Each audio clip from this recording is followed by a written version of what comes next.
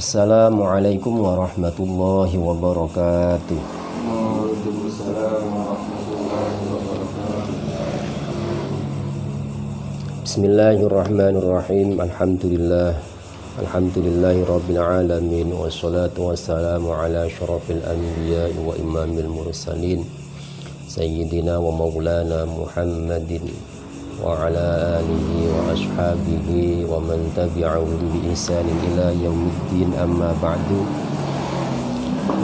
Malam ini kita lanjutkan ngaji kitab tajwid, masih membahas tentang biografi tokoh. Ini yang dibahas biografi tokoh kali ini adalah yang terakhir, karena setelah ini nanti kita akan masuk ke materi tajwidnya ya. Mulai halaman 31 dan seterusnya kita sudah masuk ke materi tajwid ya. Ini biografi tokoh yang kita baca secara sekilas. Kita perlu ingat kembali bahwa sebelumnya sudah kita pelajari beberapa biografi tokoh. Ada Imam Asim, kemudian ada Imam Hafiz. Siapa itu Imam Hafiz? Murid dari Imam Asim, sekaligus juga sebagai putra sambung ya. Apa anak tiri atau apa ya, karena ibunya Asim, ibunya Hafiz itu akhirnya menikah dengan Imam Asim. Nah, riwayat bacaan kita bahkan hampir di seluruh dunia ini banyak yang menggunakan bacaan Imam Asim, riwayat dari Imam Hafiz, bukan riwayat dari Imam Syu'bah ya. Yang satu kan Imam Syu'bah, dari Imam Asim itu selain Imam Hafiz adalah Imam Syu'bah. Setelah mengupas biografi Imam Asim, Imam Hafiz, kemudian kita kemarin juga sudah membahas tentang biografinya Imam Asy-Syatibi ya, Imam Asy-Syatibi itu juga. Kalau membahas qiraah, membahas tajwid, membahas ilmu Al-Quran, cara membaca Al-Quran, tentu tidak bisa dipisahkan dari tokoh-tokoh ini tadi, Imam Asim, Imam Hafiz, Imam Syatibi, Imam Asy-Syatibi dari Andalusia, Spanyol. Tidak lengkap kalau kita tidak membahas pula tokoh yang akan kita baca ini nanti, yaitu siapa? Ibnu Al-Jazari. Ibnu Al-Jazari ini juga tokoh mujawwid, seorang ahli tajwid, orang ahli qura. Konsentrasinya di bidang Al-Quran sangat istimewa. Apakah hanya yang mempelajari ilmu Al-Quran, ilmu tajwid, ilmu qiraah? Tidak. Tentu mempelajari ilmu-ilmu yang lain. Beliau juga ahli hadis, tafsir, fikih, ya, fikihnya mazhab Syafi'i dan lain sebagainya. Akan tetapi bagaimanapun tentu ada bagian atau disiplin ilmu yang lebih menonjol, lebih diberi perhatian secara khusus daripada yang lain. Imam Asim, Imam Hafiz, sehingga bacaannya masyhur di seluruh dunia, terkenal di seluruh dunia, banyak digunakan di seluruh dunia. Apakah berarti Imam Hafiz tidak mempelajari ilmu yang lain? Yang mempelajari, tetapi konsentrasi Imam Hafiz di bidang Al-Quran itu lebih diprioritaskan, lebih diberi perhatian besar, sehingga ketika konsisten di satu bidang ini diberi perhatian lebih, ini justru menjadi titik keberhasilan seseorang. Kalau kita tidak bisa konsentrasi fokus di satu, kemudian kita pencar-pencar macam-macam, mau kita istilahnya apa ya, mau kita ambil semuanya, mau kita kuasai semuanya, ya, bisa jadi malah tidak mendapatkan apa-apa akhirnya. Kalaupun mendapatkan ya hanya mendapat kulit, tidak sampai masuk ke dalam wilayah isinya. Nah, Imam Syu'bah kenapa tidak begitu masyhur bacaannya di dunia, padahal sama-sama murid dari Imam Asim? Karena sebelum meninggal, 7 tahun sebelum meninggal, Imam Syu'bah itu sudah beralih konsentrasi dari ilmu Al-Quran, ilmu tajwid, ilmu qiraah, beralih ke hadis. Ya. Nah ini Ibnu Al-Jazari, beliau ini juga konsisten di bidang ini. Setiap orang pasti punya bidangnya masing-masing. Ada orang sarjana hukum, profesor hukum, ahli hukum, ya sudah fokus di hukum itu. Apakah berarti dia tidak mempelajari ilmu yang lain? Ya mempelajarilah.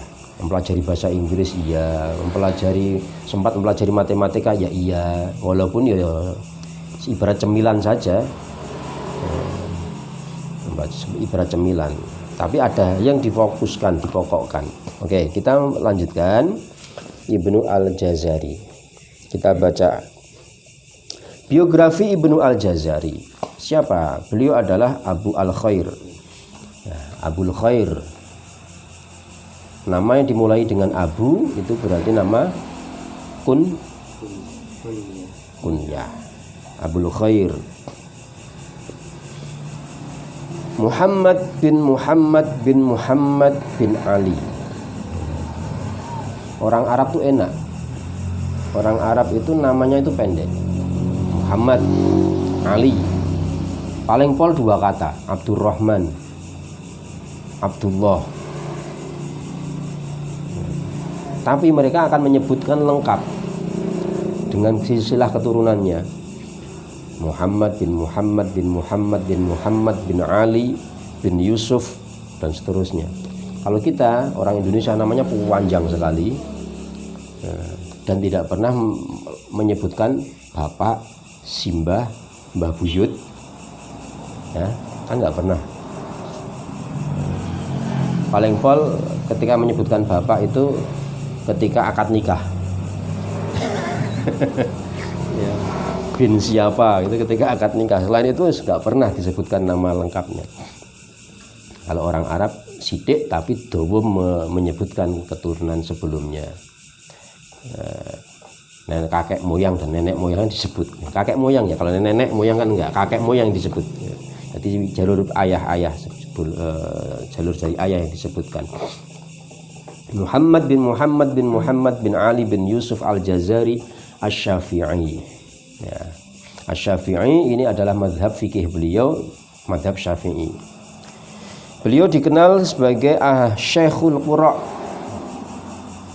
guru besar para ahli Qura, para qari pembaca Al-Qur'an, ulama-ulama yang ahli di bidang Al-Qur'an.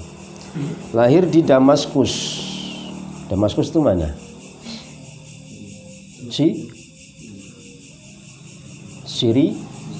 Syria atau Suriah. Damaskus, Syria.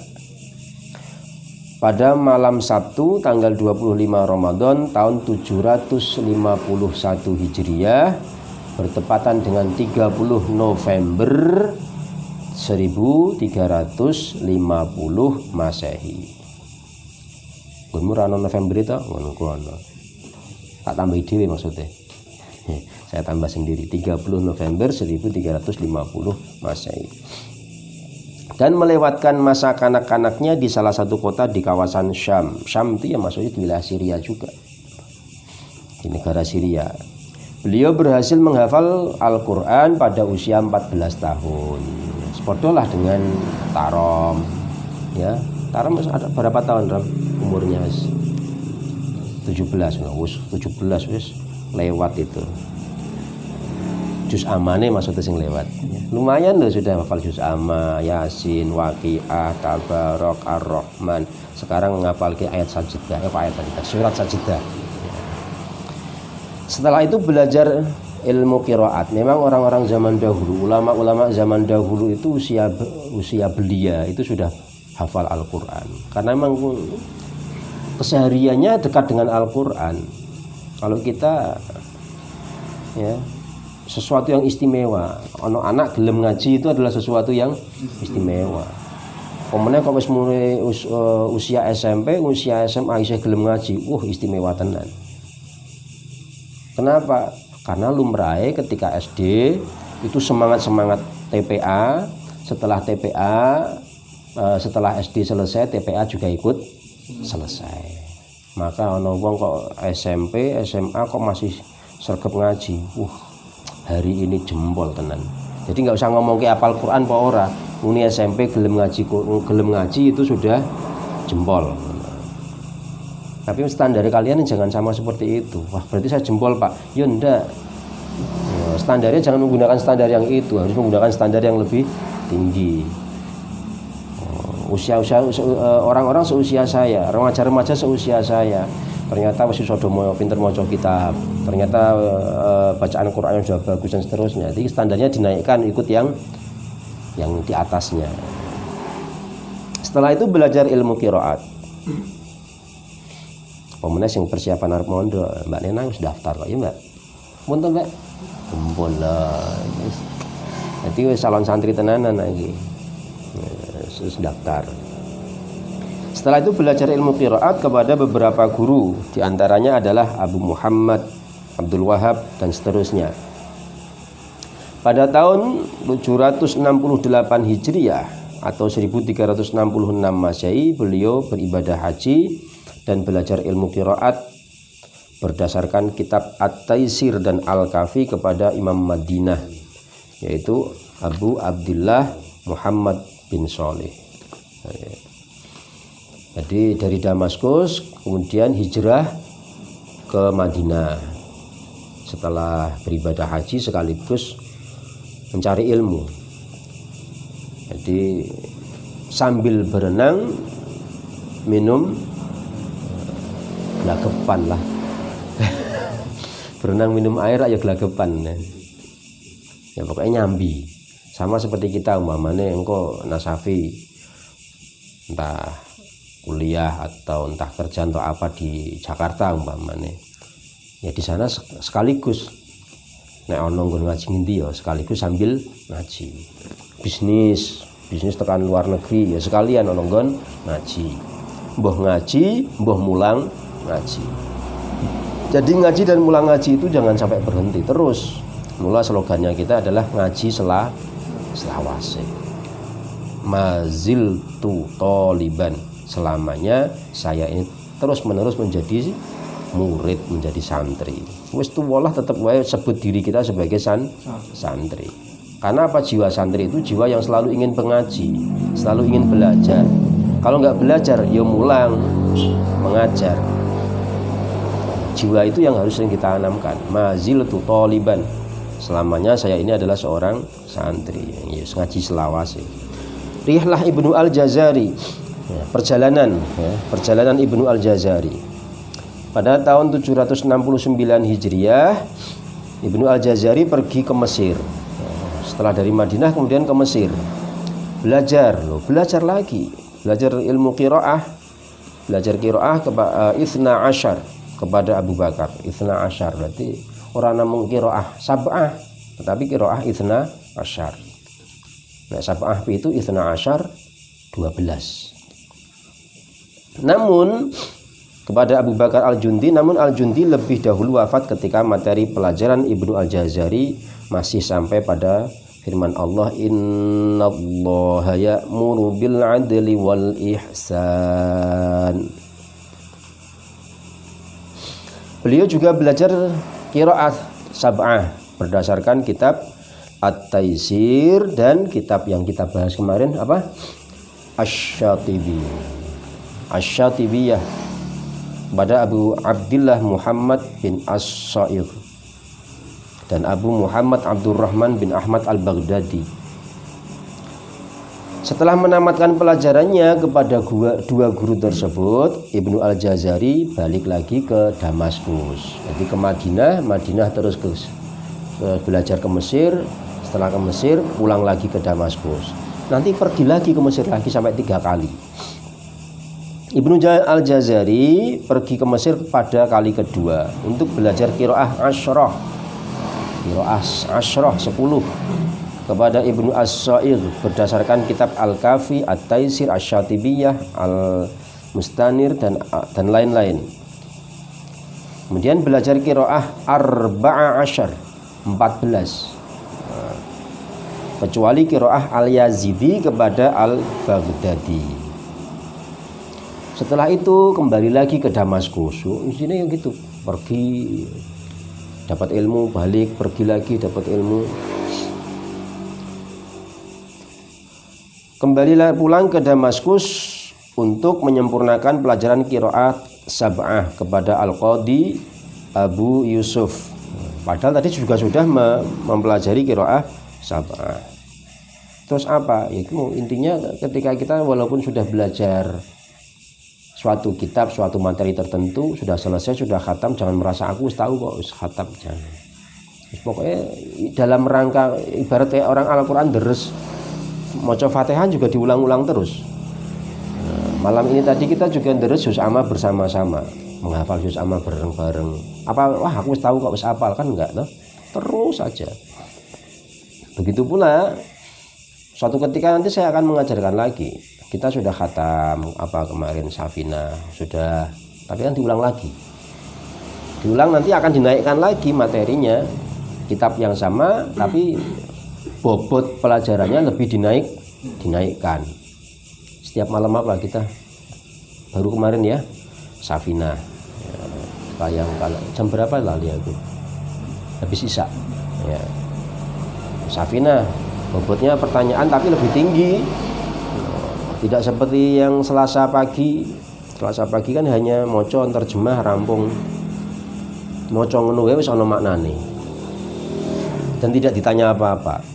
Tapi yang malam sudah mulai dinaikkan lagi, kitabnya sama tetapi materi bobotnya atau bobot materinya dinaikkan.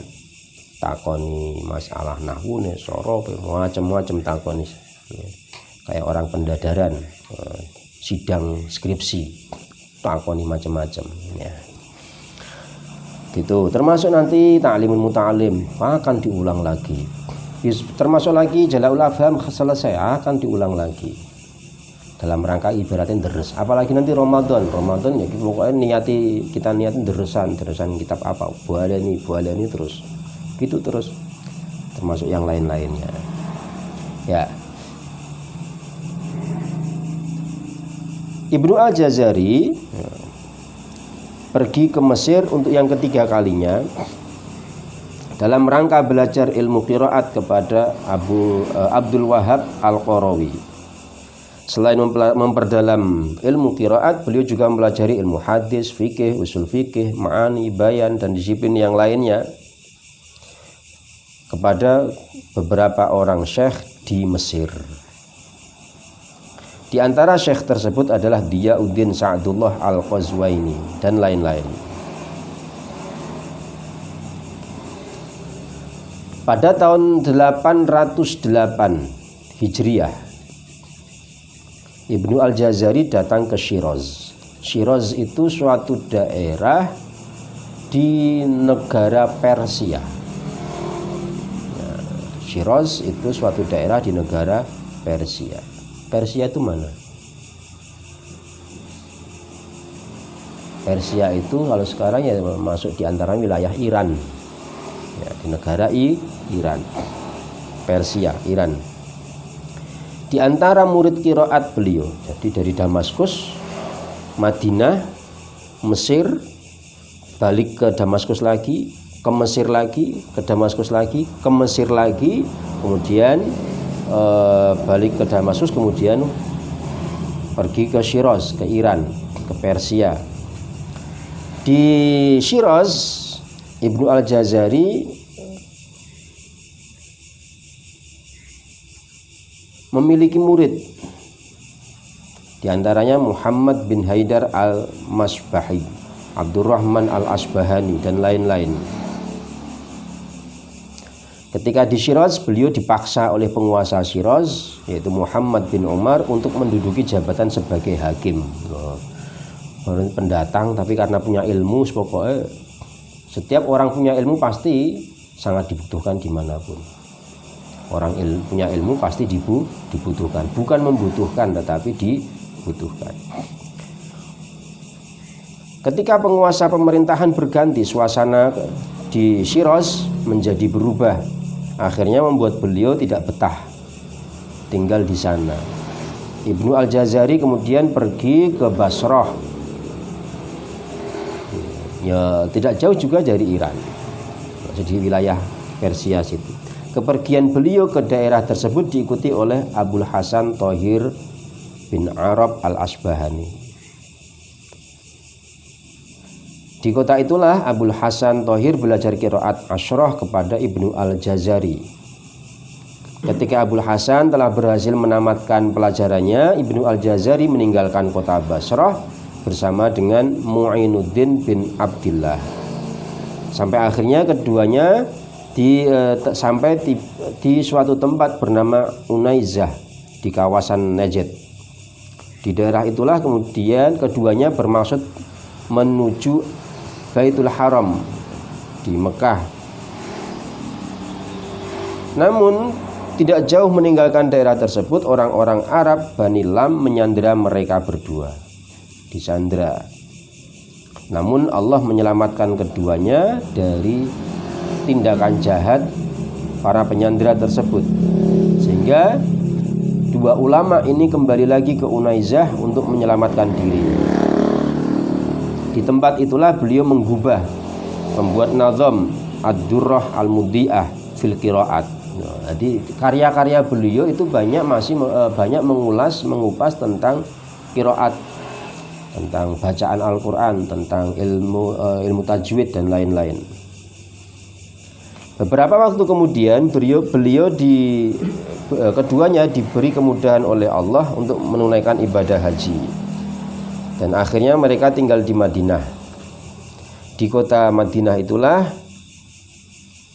At-Tawashi belajar kepada Ibnu Al-Jazari.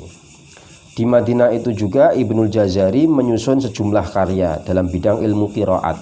Disiplin bidangnya tetap ilmu qiraat. Seperti An-Nashr fil Qiraat, Al-Ashr. Mukhtasar kitab tersebut diberi judul At-Taqrib dan kitab-kitab yang lain. Setelah itu Ibnu Al-Jazari kembali ke kota Syiraz sampai akhirnya meninggal di Syiraz tersebut pada hari Jumat bulan Rabiul Awal tahun 833 Hijriah. Beliau dimakamkan di kompleks Madrasah Darul Quran yang beliau dirikan di masa beliau hidup, di akhir masa beliau hidup, yakni ketika berusia 82 tahun. Di antara murid-murid beliau, Ibnu Al-Jazari, banyak sekali murid beliau dalam ilmu qiraat. Di antaranya yang berhasil menyempurnakan pelajaran qiraat Asyrah baik ketika beliau di Damaskus maupun di Mesir adalah putra beliau sendiri. Bernama Abu Bakar Ahmad, kemudian Mahmud bin Al-Husain dan lain-lain. Dilihat sendiri beberapa muridnya. Seperti Mbah Ki Arwani itu gembleng ngajar mulang putra-putrane menjadi ahlul Quran, gembleng tenanan, diulang tenanan. Mbah Arwani ahlul Quran, kemudian kedua putra beliau Mbah Ki Ulin Nuha Arwani juga ahlul Quran, ya Ulil Albab Arwani yang kita baca kitab tajwidnya ini juga ahlul Quran. Buah dari gemblengan orang tuanya. Beliau merupakan seorang ulama yang sangat produktif. Di antara karya ilmiah yang ditulisnya adalah Ghayah An-Nihayah fit Tabaqat Al-Qurra. Kalau kita perhatikan dari awal sampai akhir banyak sekali kitab-kitab beliau ini mengupas atau berbicara atau membahas tentang qiraah, tentang bacaan, tentang tajwid. Karena memang disiplinnya di situ. Nah, kenapa biografi Ibnu Al-Jazari kok dimasukkan di sini? Karena kitab tajwid ini juga banyak bersumber dari kitab Ibnul Jazari yang disebut dengan kitab Jazariyah, di mana kita bisa lihat di halaman 209. Nah, itu nadzamannya kitab Jazariyah. Nanti insya Allah kita juga akan mempelajari secara khusus di waktu yang khusus juga kitab Jazariyah ini. Kitab Jazariyah akan kita pelajari sebagai ilmu tajwid, ilmu cara membaca Al-Quran yang baik dengan mengacu pada kitab paling fenomenal yang insya Allah semua orang yang belajar Al-Quran pasti mempelajari ini. Yang mempelajari tenanan loh ya, yang mempelajari tenanan pasti mempelajari kitab Jazariyah ini. Tidak banyak baitnya, hanya 109. Nanti kita insya Allah kalau sering kita baca juga akan hafal sendiri. Yaqulu raji'a fi rabbi sami'i Muhammad ibn Jazari Syafi'i ya, dan seterusnya. Kita akan mencari waktu nanti di sela-sela kegiatan yang lain, kita akan mencari waktu untuk mempelajari kitab Jazariyah dengan tidak menghilangkan kajian kita terhadap kitab tajwid ini. Walaupun kitab tajwid ini juga mengambil atau menjadikan Jazariyah sebagai referensinya. Berarti ngaji loro-loro nih, dia dipelajari, Jazariyah dipelajari. Bahkan nanti kalau ada kitab tajwid yang lain juga tetap kita pelajari. Karena apa? Yo jangan hanya satu, pokoknya semuanya dipelajari semuanya. Gitu. Dan kita akhiri pertemuan malam hari ini, kita lanjutkan pada pertemuan besok masuk ke materi tajwid. Assalamualaikum warahmatullahi wabarakatuh. Waalaikumsalam warahmatullahi wabarakatuh.